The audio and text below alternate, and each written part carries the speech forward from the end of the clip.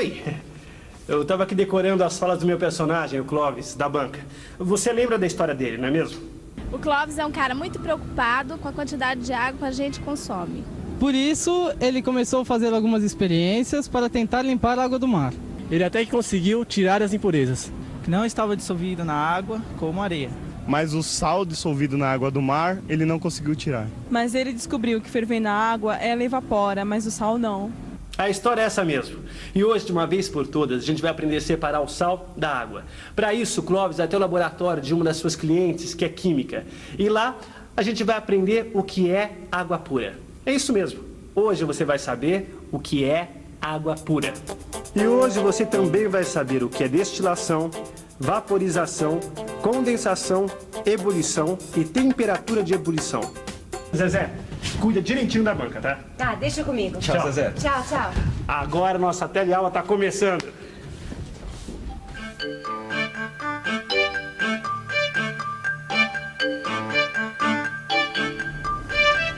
Muito bem, meus amigos, este que é o aparelho de destilação. É com ele que a gente vai separar a água do sal. Bom, mas isso é muito mais complicado que a panela lá de casa. Vejam só, ele é formado basicamente por uma fonte de calor, este balão, o termômetro, essa parte aqui, que se chama condensador, e por este recipiente. Mas o que é isso aqui no condensador? É água. O condensador nada mais é que um resfriador. É por isso que ele tem essa entrada e esta saída de água, para resfriar o que estiver passando lá dentro. Agora vejam só, a água que fica passando aqui não entra em contato direto com o que estiver passando aqui dentro. Ela tem uma tubulação própria. Ah, já sei. Você já colocou aqui no balão uma solução do sal em água. Não, Clóvis. Isso aí é água comum, da torneira. É que para entender o processo todo, a gente vai ver primeiro a destilação da água.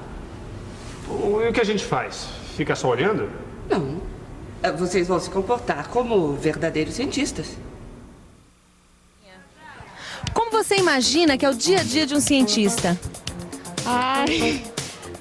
Ai, muito louco, sei lá. Que nem eu, assim, meio nóia. Diz que todo cientista é maluco. Para mim, um cientista é uma pessoa muito inteligente. Descobre as coisas, né? Ele deve viver pensando, né, no que ele vai pesquisar, né? Para tentar inventar coisas para melhorar a vida de todo mundo, tem que ser louco, né? É isso aí, parece que as pessoas têm uma ideia ainda bastante fantasiada da vida de um cientista. Mas será que eles têm razão? Essa imagem de cientista maluco, com os cabelos desgrenhados, um tubo de ensaio na mão saindo fumaça, é falsa. O cientista é um profissional paciente. Ele observa a natureza, coleta os dados, ordena os dados, analisa-os e conclui. Cronômetro, termômetro e caderno. É o seguinte, o aquecimento do aparelho já está ligado. Assim que eu colocar debaixo do balão, vocês disparam o cronômetro e começam sua observação. A cada coisa diferente que for acontecendo, vocês anotam o tempo, a temperatura e o que estiver acontecendo. Certo? Então, aqui está. Vou colocar o fogo aqui embaixo, assim. Agora é com vocês. Eu vou fazer umas coisinhas e volto já já. Tá.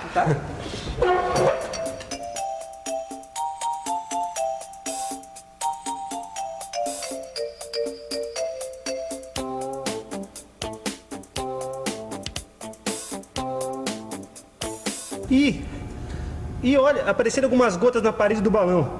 Anota aí. 7 minutos, 37 graus Celsius. Ué, a gente não fala centígrados? Fala, mas está errado. Isso eu li numa revista. O certo é dizer graus Celsius. E as gotas estão se formando mais para cima, tá vendo? Então anota aí. 9 minutos, as gotas estão se formando mais para cima. 60 graus Celsius. 10 minutos, a água está começando a ferver. Temperatura? 100 graus Celsius.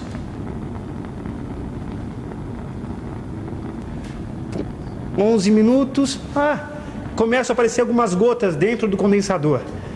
Temperatura 100 graus Celsius.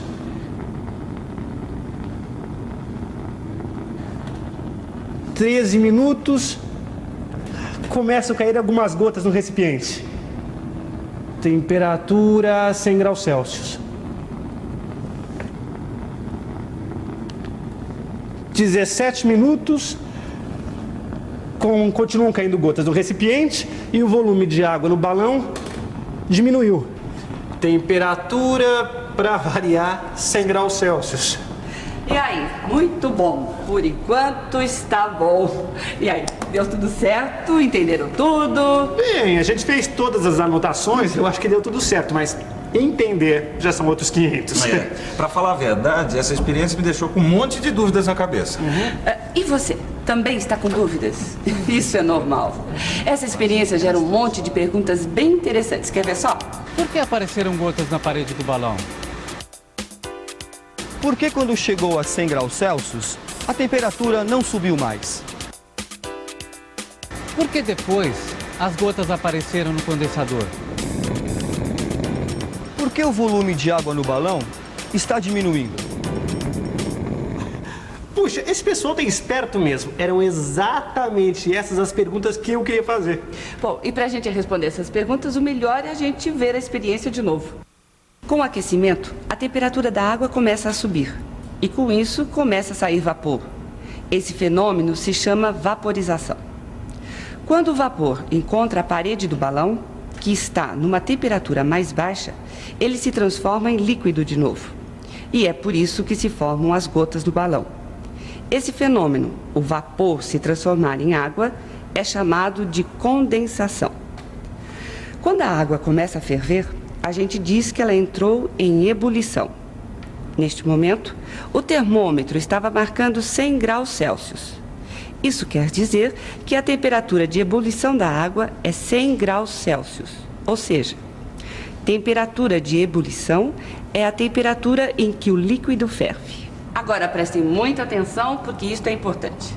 Você também. A temperatura de ebulição é a maior temperatura que o líquido consegue atingir. A água, por exemplo, ela nunca ultrapassa os 100 graus Celsius. Mesmo que você aumente o fogo, a temperatura não muda. Ah, é por isso que o termômetro parou nos 100 graus Celsius e não subiu mais. Exatamente. Agora vamos continuar a nossa experiência. Com a água em ebulição, a produção de vapor aumenta e ele começa a chegar no condensador. O que acontece? Isso mesmo, a condensação. Como o condensador está mais frio, o vapor vira água de novo. Eis a explicação do porquê das gotas de água no condensador. Só falta responder o motivo da diminuição do volume de água no balão. Ora, essa é muito fácil. É porque a água está se transformando em vapor. É claro que esse vapor vira água de novo, gota a gota, só que em outro recipiente. Então, gente, esse processo todo é chamado destilação. Quer dizer, a destilação é uma ebulição seguida de uma condensação. É por isso que a água que se condensou aqui é chamada água destilada. Água destilada? Peraí, destilado? Você já ouviu falar disso, não? Você já deve ter ouvido dizer que existem bebidas fermentadas, como a cerveja e o vinho, e bebidas destiladas, como o uísque e a água ardente. Mas será que isso tem alguma coisa a ver com o que a gente acabou de ver? Sim. Para a produção de bebidas alcoólicas, nós usamos o alambique para a destilação do álcool, que nada mais é que um grande equipamento de destilação. A destilação não é só da água. Você pode destilar qualquer líquido, a água, o álcool, o éter, a acetona, etc. A diferença está na temperatura de ebulição de cada líquido. No caso do álcool, ela é de 78 graus Celsius. Olha que interessante! Eu acabei de descobrir que a temperatura de ebulição do éter é 34 graus Celsius. Isso quer dizer que num dia de muito calor, ele ferve temperatura ambiente. Bom, parece que finalmente eu vou conseguir aprender a separar o sal da água. Olha só, no balão tem uma solução de sal em água, como água do mar. Agora nós vamos iniciar a destilação. Vamos nessa?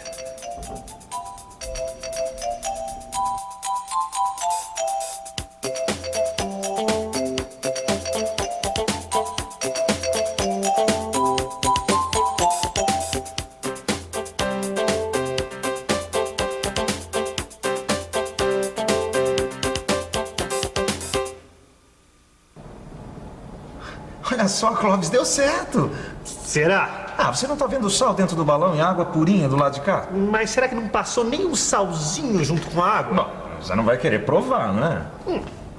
Não, Clóvis, você não precisa provar a água para provar que não existe nenhum grão de sal. Existe um jeito melhor e mais seguro. Vamos pensar um pouco?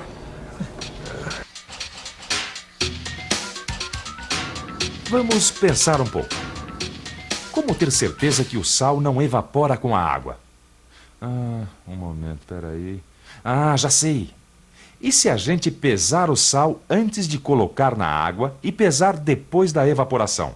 Se o peso for o mesmo, quer dizer então que o sal não evaporou com a água. É isso. E para ter certeza, é melhor fazer a prova dos 9 no laboratório.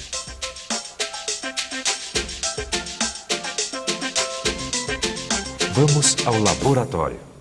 Vamos lá. Primeiro, colocamos o sal numa cápsula de porcelana e fazemos a pesagem. Resultado, 64,85 gramas. Agora, colocamos água para dissolver o sal. E em seguida vamos ferver a solução. Pronto. Toda a água evaporou. Vamos pesar novamente. Olha só, o peso é exatamente o mesmo. Quer dizer, o sal não evaporou com a água.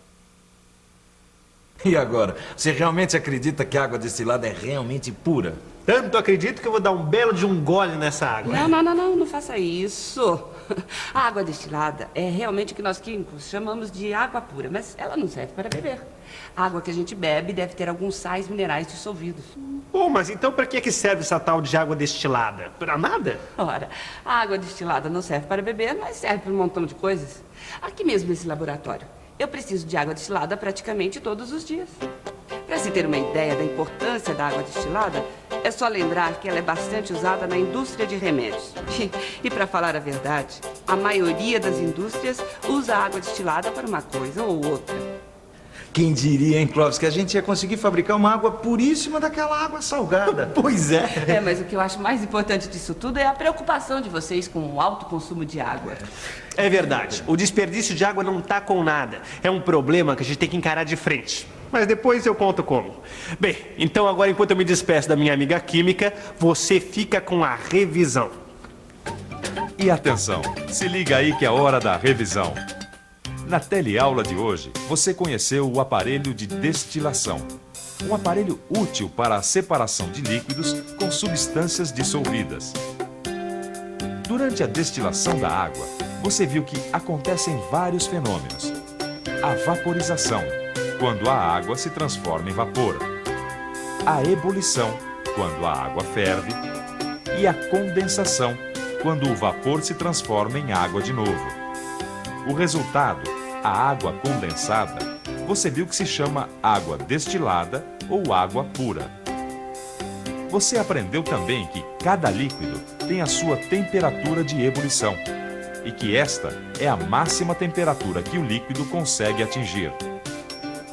Por último, você verificou que nenhum grão de sal evaporou com a água durante o processo de destilação. Muito bem. Você aprendeu que é possível purificar e destilar não só a água, como qualquer líquido. Mas não pense que isso é suficiente para resolver o problema do alto consumo de água. Uma outra maneira muito simples de você contribuir é economizar água no seu dia a dia. Mas uma coisa que você não deve economizar é tempo de estudo, viu? Quanto mais você estudar, é melhor. Vai nessa.